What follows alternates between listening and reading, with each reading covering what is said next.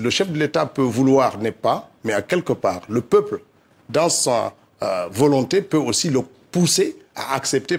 Une bonne partie de nos concitoyens espèrent que le chef de l'État devrait poursuivre ce Depuis 3 semaines, l'administration est dans toutes les régions du pays pour battre campagne sur les acquis du CNRD et par là même promouvoir l'éventuelle candidature du général Doumbouya à la présidentielle prochaine, bien sûr.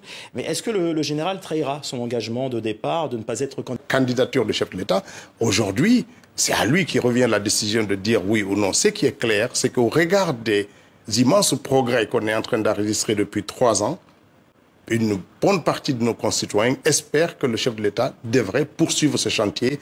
Depuis 60 ans, nous attendons des infrastructures de base, des routes, des écoles, de l'électricité, de l'eau. Pas à la question de la promesse.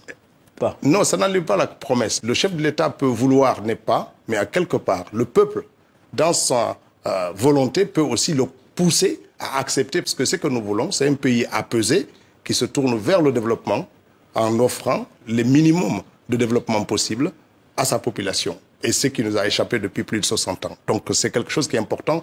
Et quand on voit tous ces chantiers, c'est plus de 1000 km de routes bitumées en moins de 3 ans, en 10 ans du précédent pouvoir, on n'a pas eu plus de 200 km de route. Les écoles poussent partout, les hôpitaux, etc. Donc il y a des chantiers que les Guinéens voient pousser et espèrent que si le président avait la chance de continuer, cela pourrait impacter nos vies durablement.